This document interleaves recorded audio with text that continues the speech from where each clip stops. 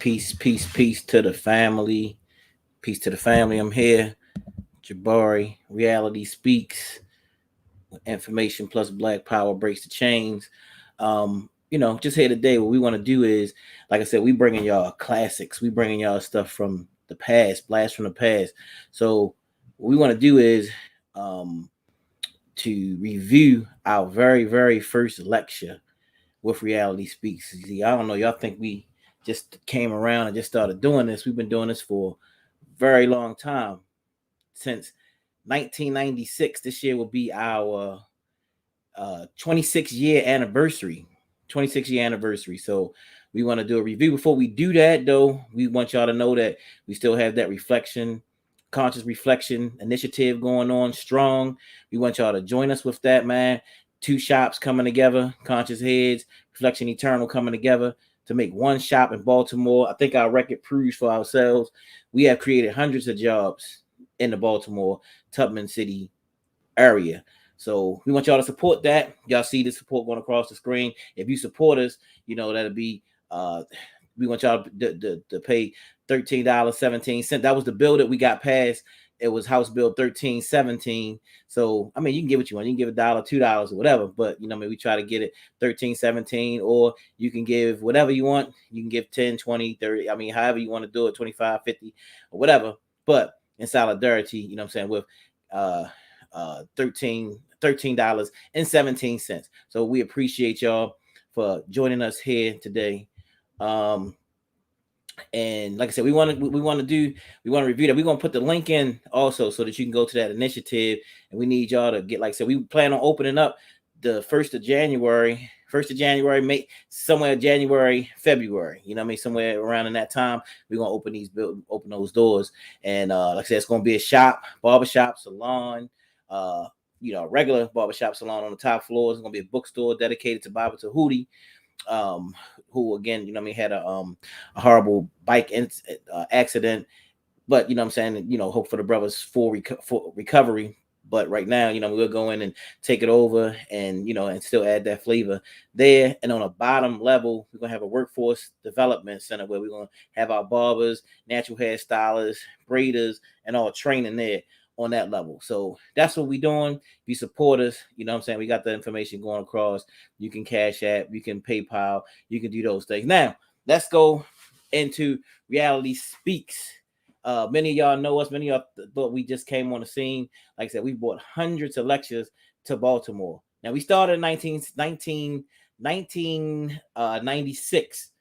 So when y'all see me on this video, 1996, just know that I'm 20 years old on this video. Okay. All right. So don't laugh at me. Don't poke fun at me. You know what I'm saying? But you can see the spirit. I was a little shy back then. I'll pause at times. We're not gonna watch. What we'll do a review, and I'm gonna skip through those things. We're gonna take y'all on a ride on a ride with this. Skim through and just look at things. And I was looking at a picture even with my mom is on there, and so I'm 46 now, and my mom was 46 actually when we did this event. So it was funny watching my mom ask a question there. And she's the same age I am now. So that's a blessing to see moms on there. She's been supporting for a long time. Also on there is a brother now in the Realm of the Ancestors who was a vital part of me becoming conscious and my whole consciousness. So brother Donald Wright, we used to fast together. We used to study the history together. He gave me my first Ashra tape he would give me. So this is just a phenomenal brother, in the community, and he used to have basketball teams and things of that nature. And all, he was there. He asked a question, and many other brothers, also the historical ancestor roots, who used to open up for us back in the day. And you'll hear them do the African pledge that y'all hear us do now. You'll hear the African pledge, and we'll let you hear a little bit of that drumming and all that kind of stuff. So just sit back. Y'all can comment. If you want. If you want to watch the whole full lecture in its entirety, you just go to Reality Speaks Bookstore Media Center on YouTube. And that's where we're gonna be doing a lot of stuff from. But y'all gonna get, you know what I mean? And also our Patreon page. We'll put the links in also for the Patreon. If you want to become a Patreon member, we're gonna have exclusive lectures because some got copyright issues and different things. So it'll be over on the Patreon page. We want y'all to join that. That's been growing. And you know, we continue to grow these numbers and get you some live lectures and things, you know, here on this site. So we appreciate you joining us. And let's just go pass the word. Remember, you know what I mean, the cash app, y'all see the information going on down at the bottom. $13.17. You know, what y'all support. So let's try to jump right into this right now. Right now. Let's see. Here we go. Give me a second. Go into. Oh man, let's see.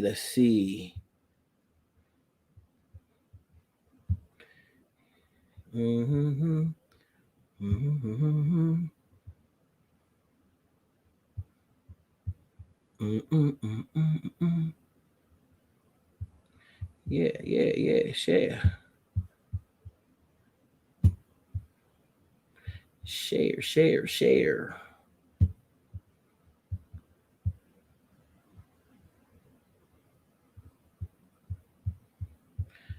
All right, I think we got you queued up here. All right, let's do this. Not any more African than an African that is born in America. An African that is born in Africa is no more African than one that's born in Jamaica or in England. So you have Africans born in Kenya, and you have Africans born in Baltimore.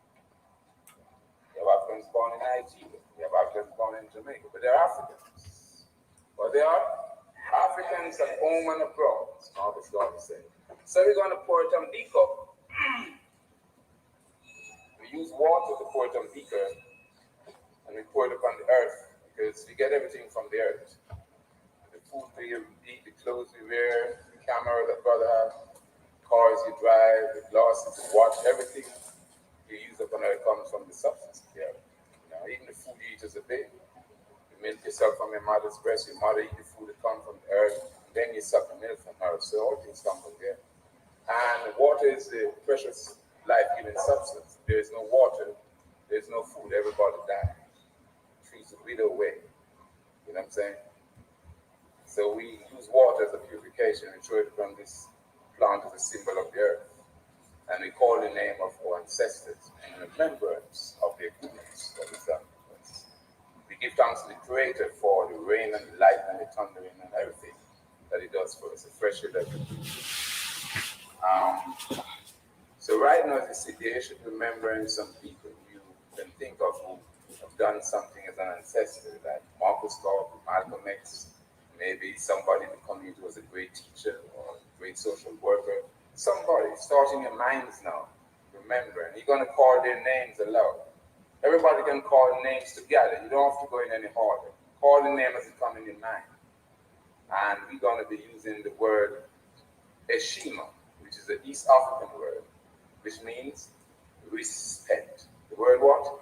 Eshima, which is the East African word for respect. Instead of saying respect in English, we just say what? Eshima in your own language, you know. And you can use it at the workplace. Meet a brother, say Eshima, respect. And that's how you pass the language on, by speaking. But to give honor to ancestors, we have to stand. And we have to hold hands if we want to. Hold hands with the family. Close the circuits of unity.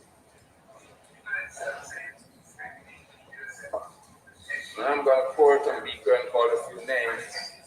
And then after I call a few names, I'm going to open it to the community. So you call names of various people who we can think of, who have passed on, but was instrumental in your consciousness, or instrumental in changing the social conditions across the universe for African people. They can be in Africa, they can be in Jamaica, they can be in America. But try to remember somebody you can think of as a model. So I'm going to pour it on the name of Marcus Garvey. Know that you can see some of these people in the crowd, man. He's been supporting going around. You can see some of these people in the crowds here. If you see some of the people have been coming for 26 years, man, and I still see some of the people there. Right there, Sister Annette, right there, right here. My first study group, Facebook friend.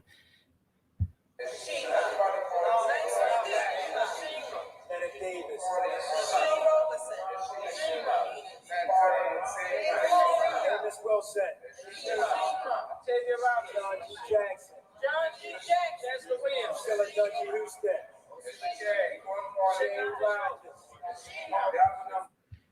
Right here, Brother Leonard, long time Reality Speaks supporter.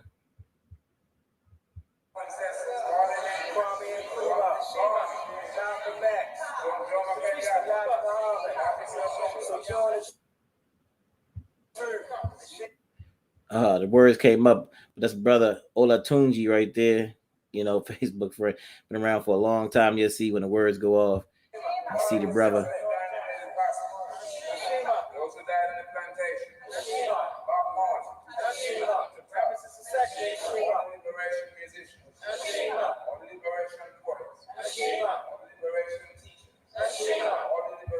So we're gonna move forward a little bit, you know. Not gonna say we're gonna move up a little bit. As loud as we can, so that they can know that we are serious Africans. Okay? Yes, so you count in your mind as you push up and say Rambe 7 times quite strong, because it means what? Let's pull together. If we were pulling together, there would be no empty chairs up there. But we see some empty chairs, so it means we're not pulling together good enough. So we who are here after what? Pull together. Alright? I'm gonna count the 3 in Kiswahili, and then I say go. Moja, Mbili, Tatu, go.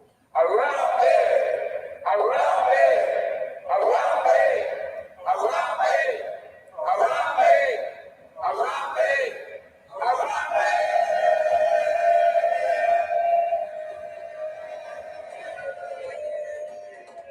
Come to the nearest person inside and say you're my African family.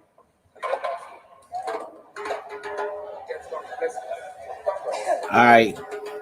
Here we go. Y'all don't. Here we go. All right, y'all. This is me at 20 years old.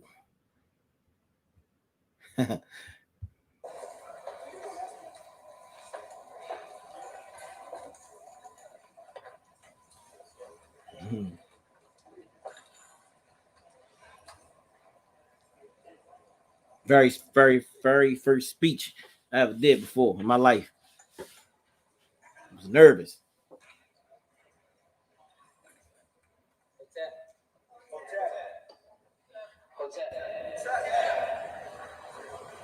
Don't have a stand for this mic today, so I'm gonna have to hold it with my hand.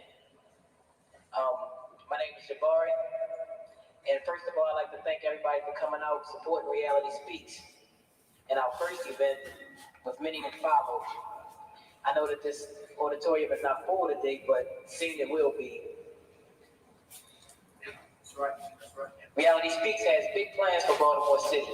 Basically, we plan on blowing Baltimore City up with information so that people will be inspired to stand up. We would like to thank the following people or businesses for helping us in one way or another. We'd like to thank Everyone's Place, Pyramid Bookstore, North Star Bookstore, the WOL family, the Ancestors Roots for their drumming, Just You and Me Talk Show, WEAA, Miss Brown for letting us use these facilities, Brother Kamal and the African World Study Group, and all other people who helped us in one way or another. You know, being a revolutionary is sometimes confusing. Elders, I always hear them say that the generation that's coming up is the true key to liberation. But at the same time, they're always criticizing us by the way we dress, talk, and so forth.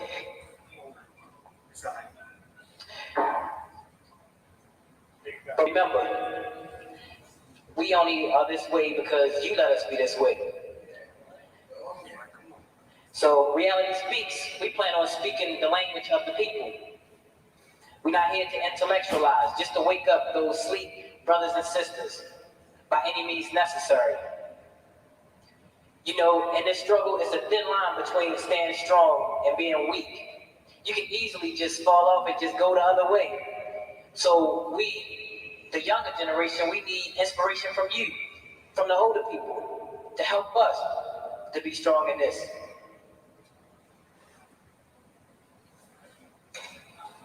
On that note, I'd like to bring Sister Malika to tell you a little bit more about our organization.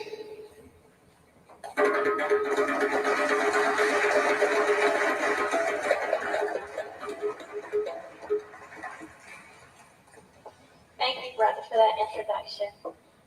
Hello, my name is Malika. I'm representing Reality Speaks. Reality Speaks is a youth organization initiated by a few youth who saw the need to reawaken Black Baltimore. We will do this by getting information to our people that is vital to our existence as a people. Reality Speaks is also a form of Black media that is aimed at rearranging the images of Black people that are distorted and manipulated by the white media. The proceeds will go to a fund that will build to bring out more lecturers and eventually to get a Reality Speaks lecture building. We need the support of our Black families so we can make this a just society. Thank you very much and enjoy your lecture.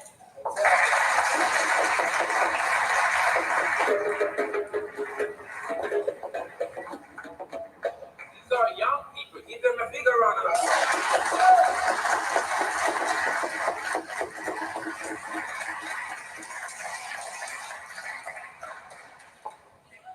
We have a special guest that's joined us today. That's Brother Clarence Mitchell. And he's been helping us out over the air, telling people about this program that we put on here today. He's been really helping us in a big way. So now I'd like to bring him forth to say a few words. Brother Clarence Mitchell.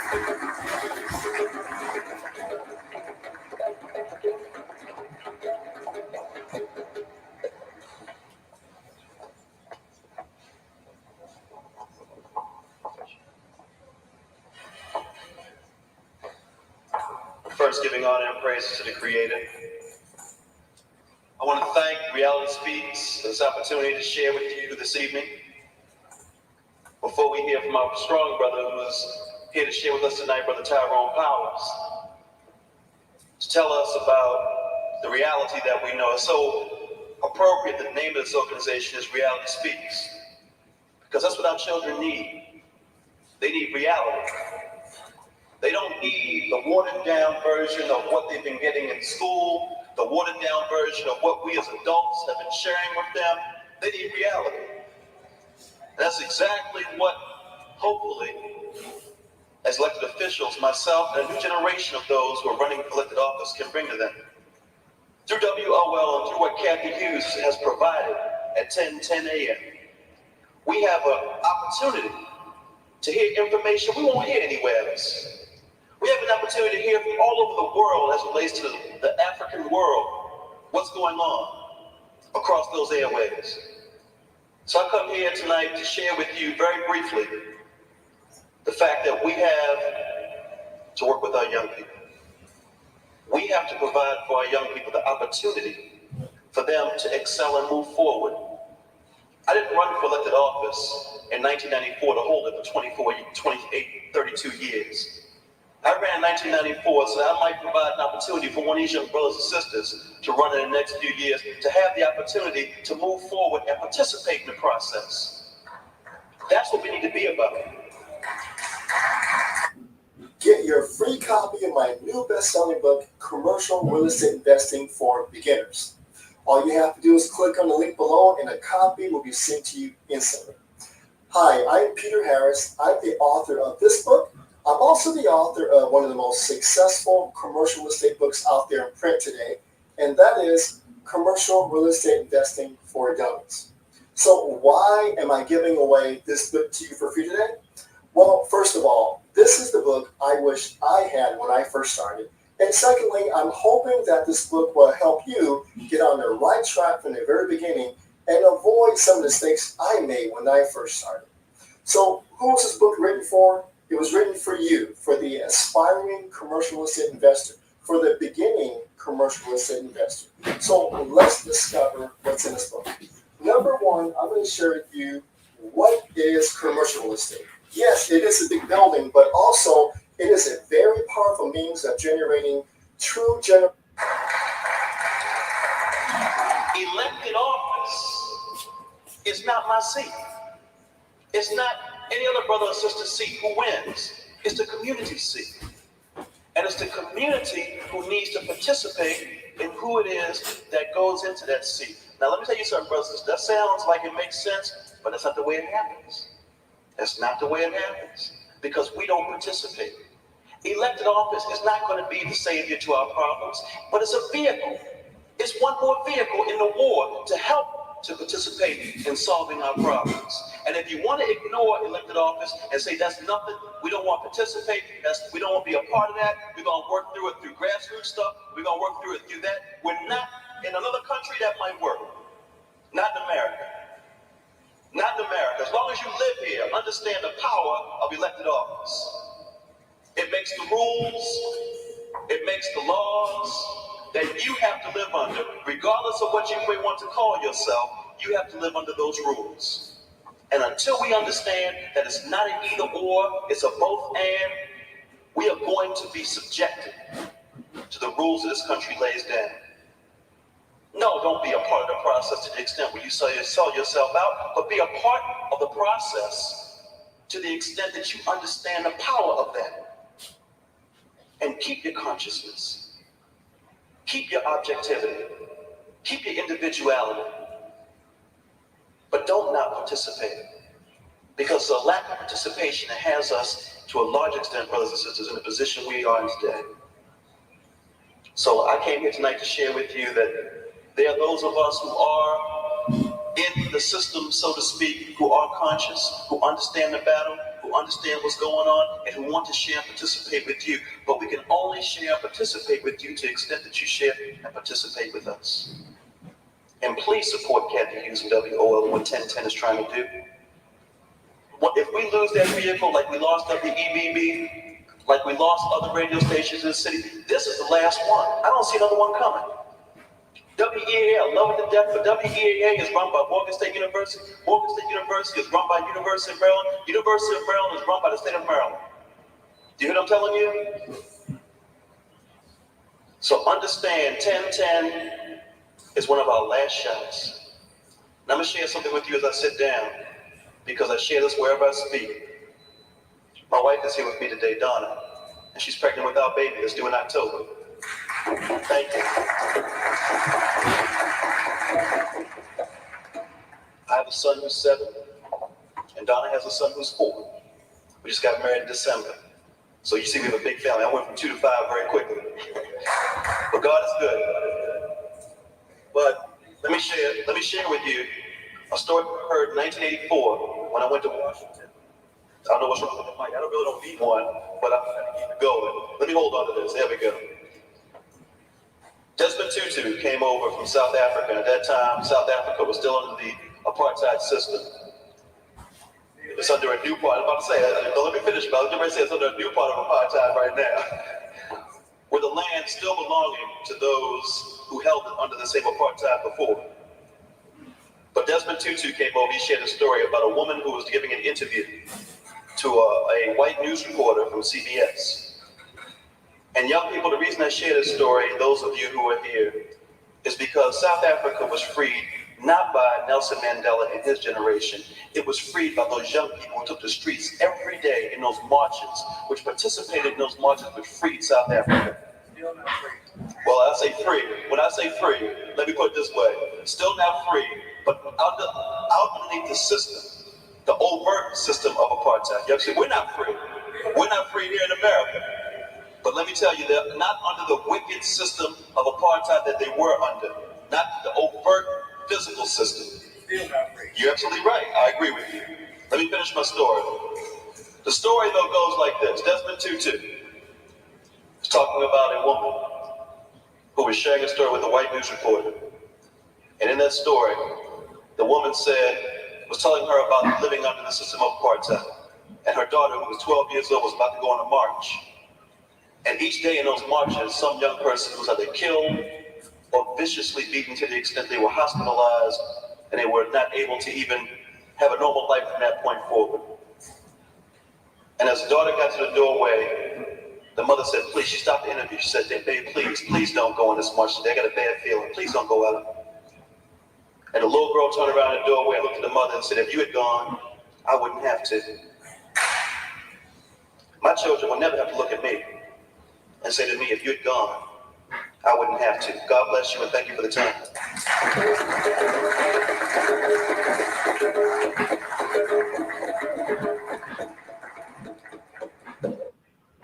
Wow, look at this. 94% of people believe company culture is important to an organization's success. Frankly, I have no idea what the other 6% are thinking. You know, usually when people look up ways to improve culture, they look for best practices. And best practices are good, but they're even better when you put them with best principles. Since Bamboo HR was founded, we've looked for principles we believe will make our people, and in turn, our culture, better. And we found company culture formulas that work. And we've crammed it all into the definitive guide to culture. For a free copy, click the link and go download it now. You won't regret it. Thank you, Brother Clarence Mitchell, for those words of wisdom. Next, I'd like to introduce to you a powerful brother. A brother that won't shut his mouth, and we don't want him to. He is now studying to get his PhD at Reality Speaks University. His PhD in revolution, that is. That's right, we don't need no crackers to tell us that we are doctors. We make our own selves doctors, and Reality Speaks.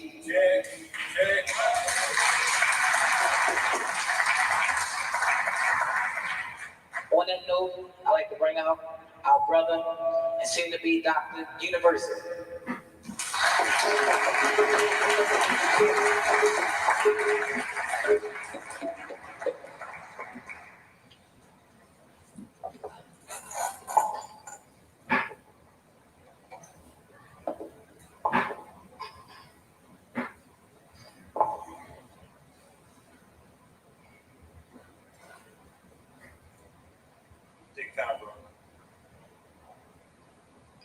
Y'all mind if I walk around here?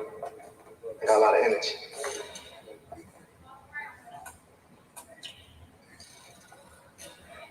I want to talk to the warrior spirit. There's been a lot of warriors that have fallen. There's been as many that have stood and fought. I have to always give respect to the warriors of our people. And we have to always give respect to the warriors of our people. No matter what area they fight, if they fight for our benefit, we have to give respect. We have to always remember. We have to recognize and realize what our purpose is. I have to give respect to the spirit in that turning. I have to give respect to the spirit of Harukahuti. Call on the power and the spirit of all the brothers and sisters all over the world who are going through what we are going through here. But even at a more hectic and a more strenuous level, I call on the spirit and energy of Shaka Zulu and let us remember, and if we don't know about it, learn about the Haitian Revolution. I call on all of the living who know and don't know what's going on to join us.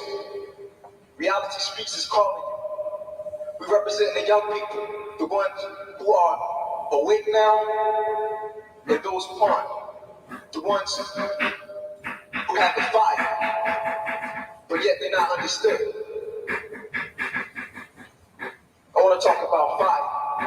A lot of us want to talk about the Holy Spirit and the Holy Ghost. I'm not attacking anyone's religion, anyone's belief. But my spirit is a warrior spirit, and I got the fire. And this fire that we all got. Brother Tyrone Powers, Brother Jabari, Sister Malika, Brother Tyrone, Sister Takola.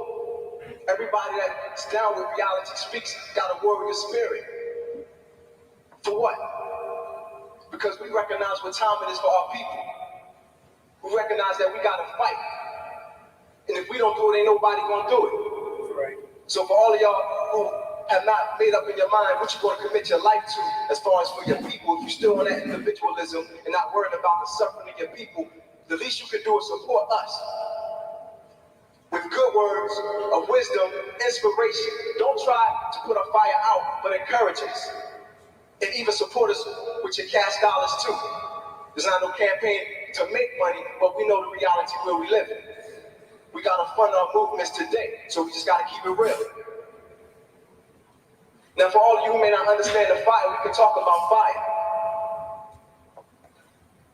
Fire is the life-sustaining principle on this earth. Along with other elements, fire is the main thing that keeps this planet in motion, coming from the sun. Everyone here has a fire within them. But we gotta understand that there's a lot of death traps out here, set up and designed to kill our fire.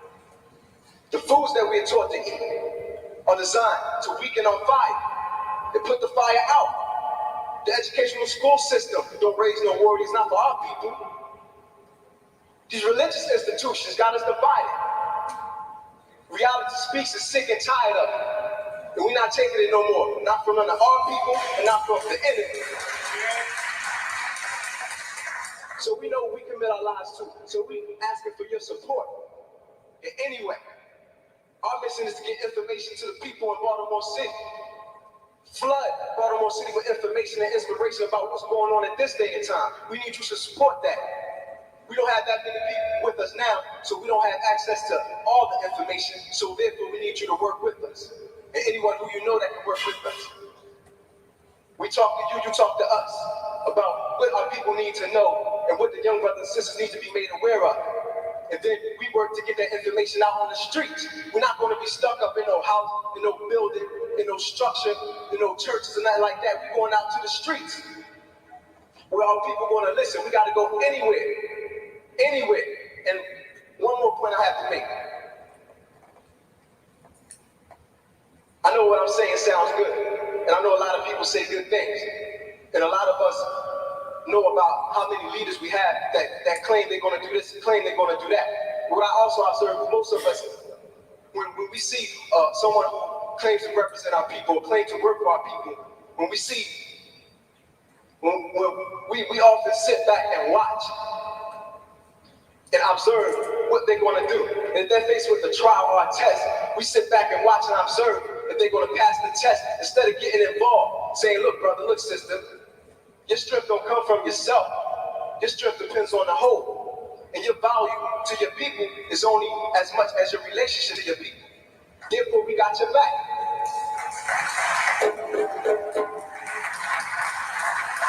So, when you see us saying things about what we desire to do, this is God speaking.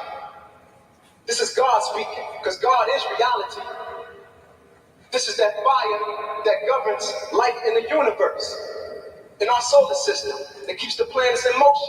If we don't have fire, we don't have creativity, we don't have change, therefore we die. We don't have a desire to build and elevate. So it's time that we nurture the fire and support the people that want to do for us. We want to serve you. That's what we're saying. And if you don't see us doing what we say we're going to do, come and talk to us, push us, inspire us. That's your duty. Because we're putting ourselves out here like that. That's the least you can do. Check. So, on that note, this fire is what made us $453,000 in affiliate commissions in 60 days without Amazon, Shopify, or Facebook. Is it possible? Absolutely, and I'm about to prove it to you. I'm going to log into my affiliate account here in just a moment to show you these incredible results. But first, a couple things. Really important thing number one. If you're not into digital marketing or want to bring brother Tyrone Powers, the explosive. Tyrone Powers, if you read the flyer, said explosive. Explosions deal with fire. We don't want no big people coming to talk for us. We want somebody that's going to teach the truth. We don't got no time to waste.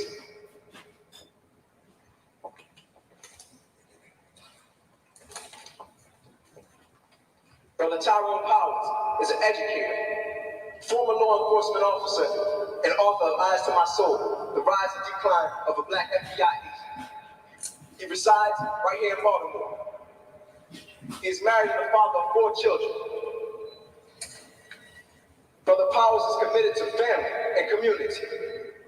The writer's extensive criminal justice acumen, amassed over 13 years, has made him a well-known voice of consciousness within the Black law enforcement community and an emerging force of enlightenment for all Black people if we just listen to reality. In 1982, Brother Powers was one of the youngest recruits serving in the Maryland State Police. In 1985, he was selected as a Maryland State Police recruiter. His duties required him to identify the most qualified police candidates and to represent the Maryland State Police at various functions with other agencies. During this time, Brother Powers founded and was chairman of Operation Drug Out, a nationally recognized anti-drug program featured on the CBS Evening News and reported by Dan Rather. He also served as an assistant to United States Congressman Perrin J. Mitchell. Brother Powers is also a part-time professor of criminal justice and public administration at Compton State College right here in Baltimore. He's regularly sought as a motivational speaker. So open up your eyes and let us speak to your soul. In 1994, he was awarded the Alfred Mckenzie Award from the Washington Lawyers Committee for Civil Rights and Urban Affairs for his stand in the Black FBI agent suit against the FBI for racial discrimination. Recent media exposure includes an appearance on ABC's Primetime Live, interviewed by Chief Investigative Correspondent Brian Ross. The segment dealt with the FBI's failure to investigate civil rights abuses, police brutality matters, and the FBI's support of 2 Detroit police officers convicted of second-degree murder. So this brother, with his love for us, and truth and principle, he has taken the time to come and speak to us. Everyone should have a notepad out, unless you just have a photographic memory. Everyone should be taking notes and pay attention, because he has some important things to say about the duty of the youth today, about the FBI role in the drug epidemic, about the church burnings, and about these freedmen people that we have been hearing about on the news lately. So put your hands together, give me your attention, and let reality speak. Peace.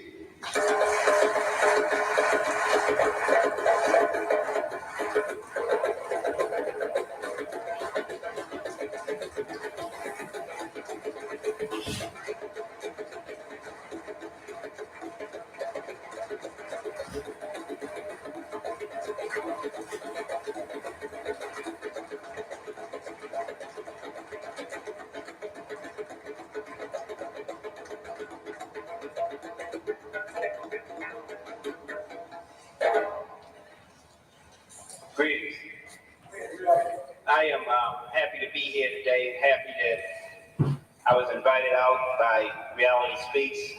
Have several conversations and meetings with Brother Jabari and Brother Universal, where we discuss several issues. And I think what is important and significant about them is that they are young people trying to do something, being active in the community.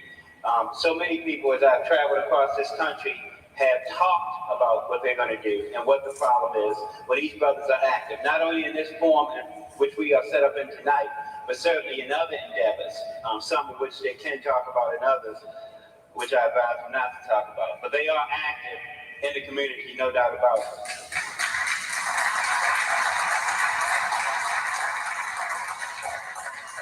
I hope to discuss and enlighten you on some issues this evening. I may not cover everything, because we have a wide array of people out here at different levels of consciousness. But I will allow at the end, if I don't discuss something that you want to know about, then please ask me questions at the end. I won't, I promise you, have many questions, any concerns that you might have. In fact, as I was in Philadelphia a few weeks ago talking to a group there, I told them that when individuals come before them, no matter who they are and where they come from, they should have questions, because we should dissect everyone who comes before us. So often in our history, we've been confronted by people who come before us who are traitors. So you always should have questions. Ask questions of everyone, never accept it as inside. My experience tells me that somewhere in the midst of our audience tonight, even in this small audience, that there will be some FBI informants. For my 10 years in the FBI, that experience has let me know that they are definitely informants in our midst, and that is just a normal procedure of the FBI. That's not a big thing. They pay money, they get informants, and they have them come out and report on things. Well, I don't really care, because whatever I say tonight, I will say to them. There's no fear in me whatsoever. So I want to welcome them, because they don't realize, even in their treacherousness, they serve a part in our liberation. Sooner or later, they will serve even more important of a part. But also, it should be known to them that with my experience of recruiting informants and snitches, that I am also able to identify. So they really want to be very careful in the role they play as they come to these events. Just a warning. There are also individuals who are not informants all the time, but what the FBI call FOBs, which stand for Friends of the Bureau, which mean occasionally they will bring information to the FBI out of some sixth sense of patriotism to some cause, which they don't even know what it is. For those of you who are FOBs, I welcome you too. You serve a purpose too, and sooner or later you will certainly be identified too. Not a problem for me, with my experience. But more importantly, I want to welcome the people who are sincere. Now, Brother Jabari and Brother Universal talked about the size of the audience here today, and that the auditorium is not full. Well, to free our people and to uplift us, it's a struggle. No doubt about it, if I was to come here and give some patriotic speech on the FBI, we couldn't fill the auditorium.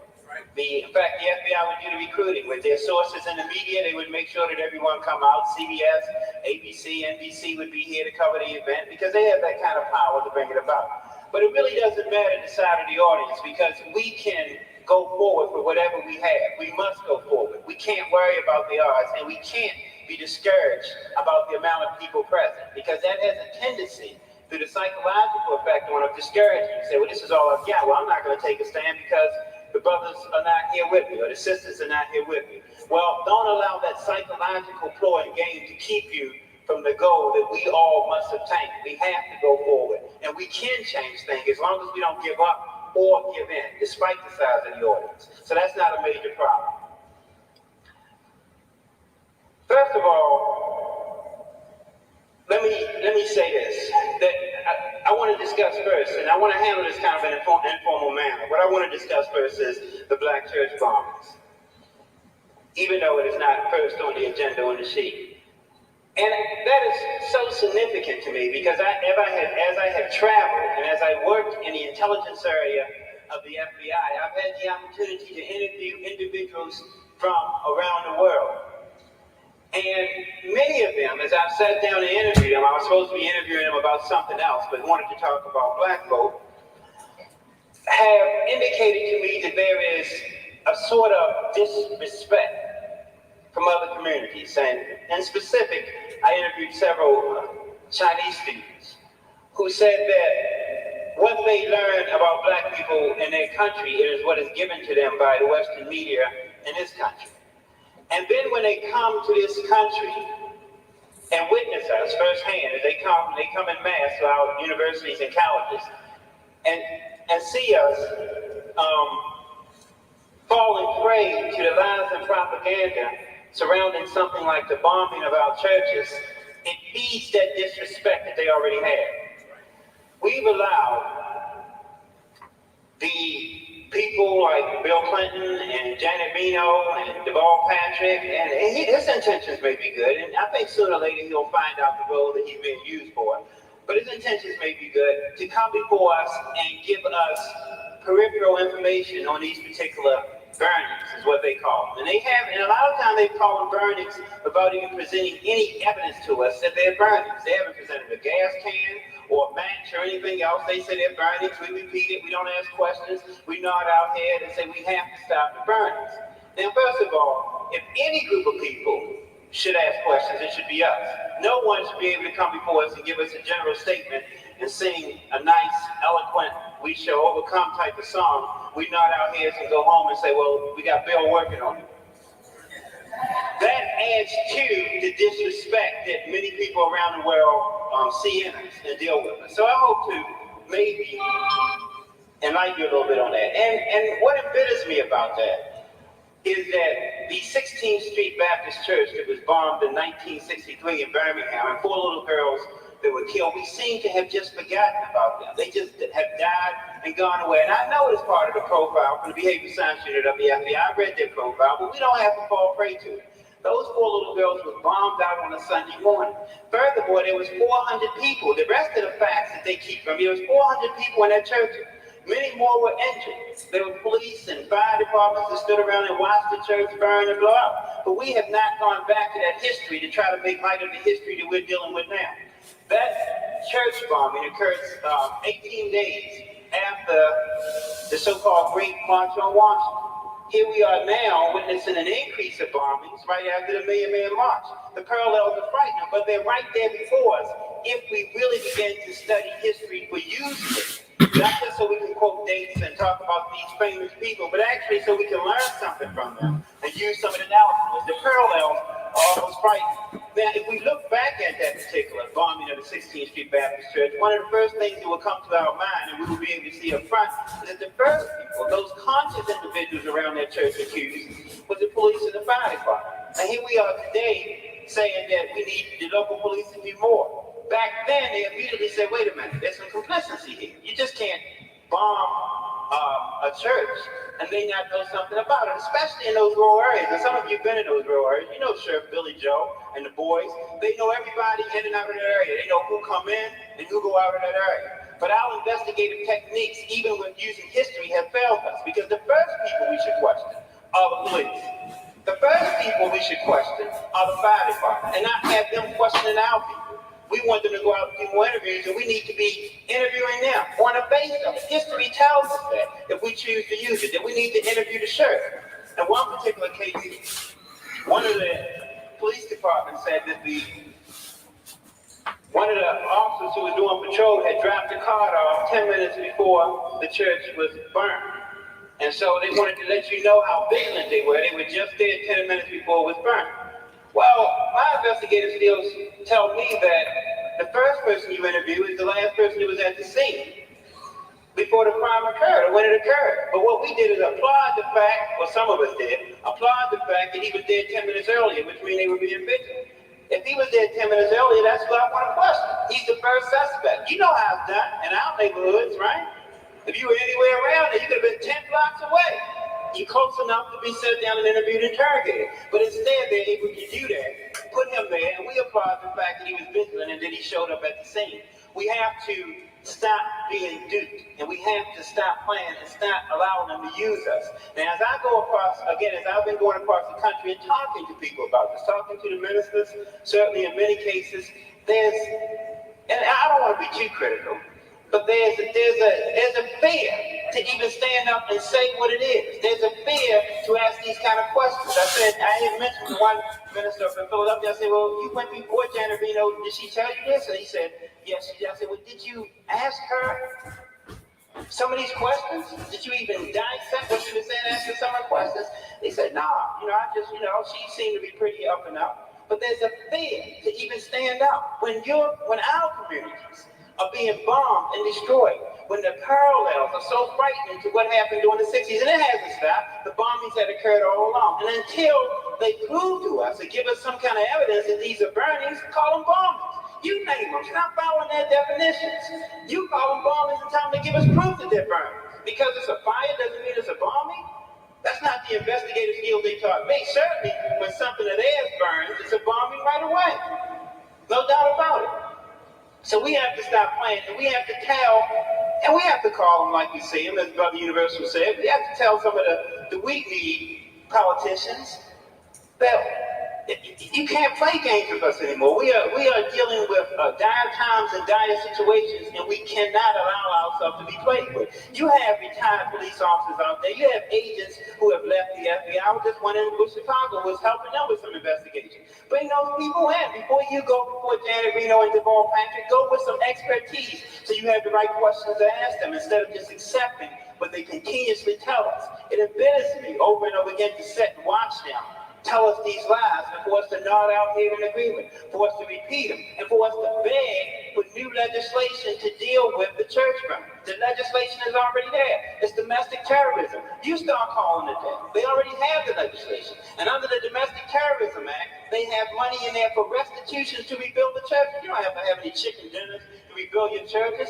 If they call it what it is, if you call it domestic terrorism, they're supposed to rebuild your churches. You don't have to offer a $10,000 reward. They got a $2 million reward built into the Domestic Terrorism Act. But we know out here they refuse to call it that for several reasons, which we'll get into shortly.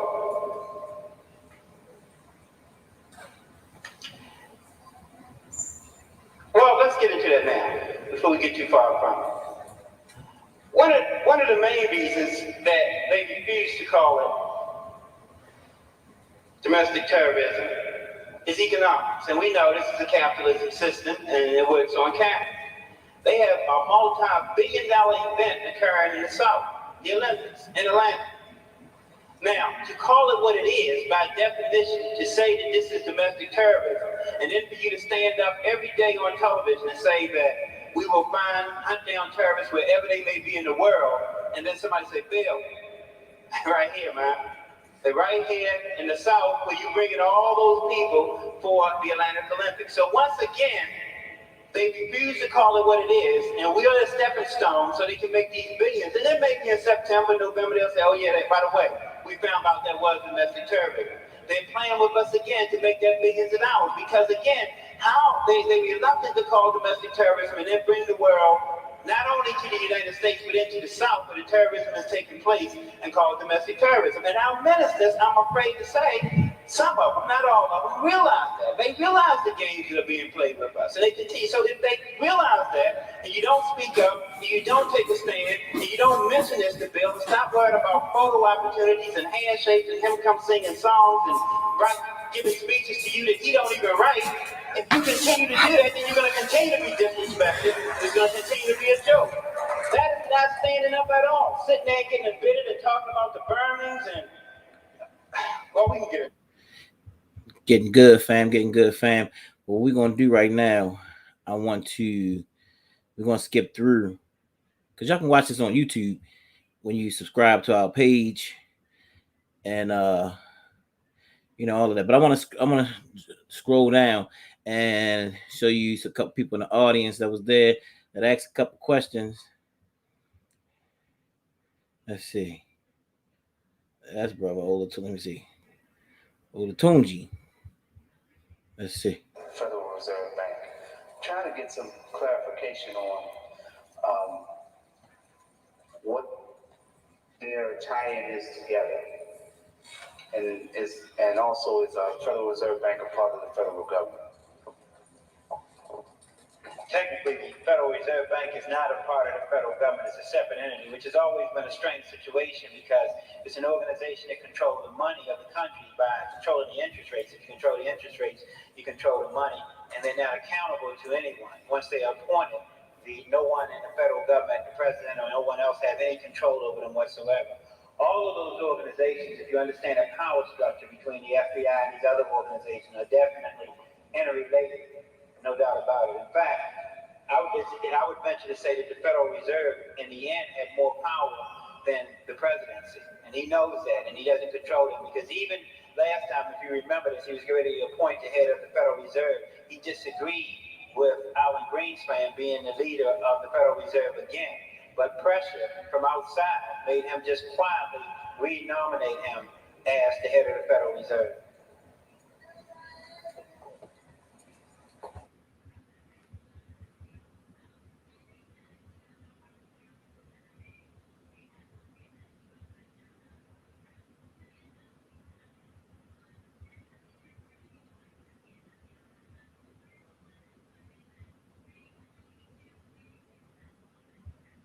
In your mind that you want to find infiltrators so much, and you're so steep in the history that you had any questions. Well, how you know, bro?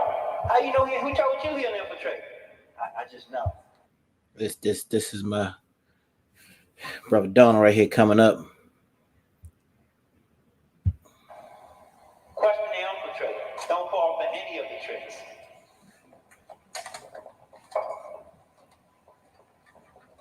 Good evening, brother. Appreciate you coming out this evening, and I'm in support of Reality Speaks as well. My question has to do with Abu Jamal, and the struggle that he's going through right now, and how they talk about how the FBI has been, on his trail since he was 14 or 15. Could you elaborate a little bit, and maybe how, some of these things could affect these young brothers? Good question. So we're gonna skip through to my last person I want to show.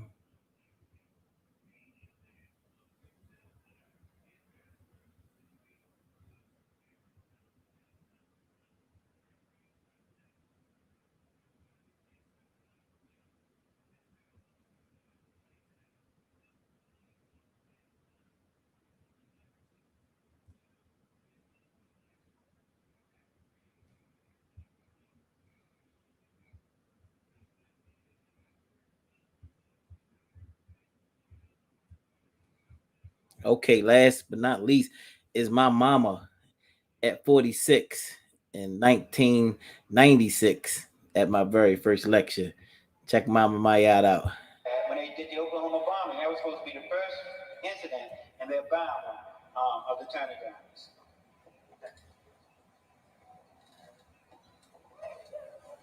I would first like to thank you for that very, very informative lecture. I would second like to say that my son is Jabari. He had your book. I saw it and I'm like, oh, it's awfully thick. And I don't want to read about the police. I'm not really into them, right? So I picked it up the other day. It is brilliant. I mean, it is a masterpiece. It is really a masterpiece. You shouldn't shy away from this book.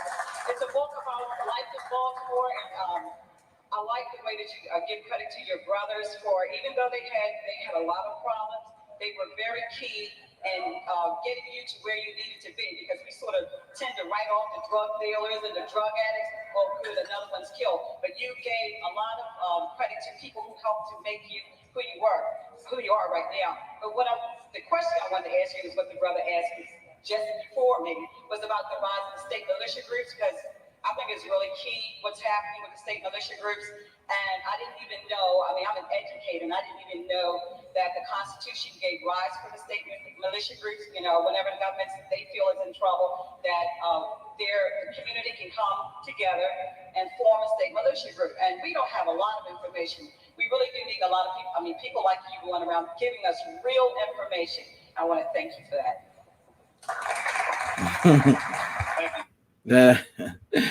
Yeah, that's Mama right there.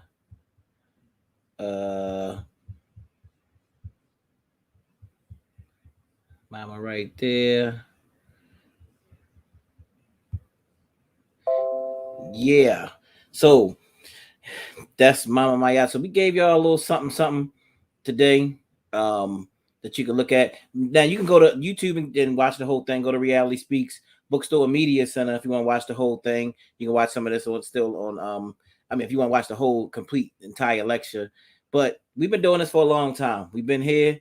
You can't say we didn't stick with our mission. 26 years. It'll be 26 years end of the month. and some of the things that we continue to carry on. One is the new barbershop, that the initiative that we have. So y'all know, man, look, this ain't no fairy tale. We ain't selling you a story about what we want to build and no big vision and all that kind of stuff. We already know what a building is. We already got the stuff pretty much laid out. All we need now, is community assistance, and we want to deliver. That's what we do.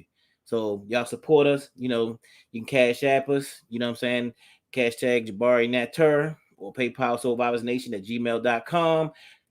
Go to the YouTube page, subscribe, like, and please comment, because every interaction that y'all give helps us blow up our page and everything. All right.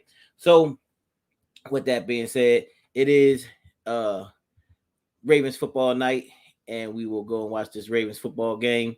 And hey, we'll be back at y'all more likely tomorrow. With Bonded by the Blade, it's gonna be on and popping with Bonded by the Blade. So we thank y'all for joining us. Y'all have a wonderful one. Peace.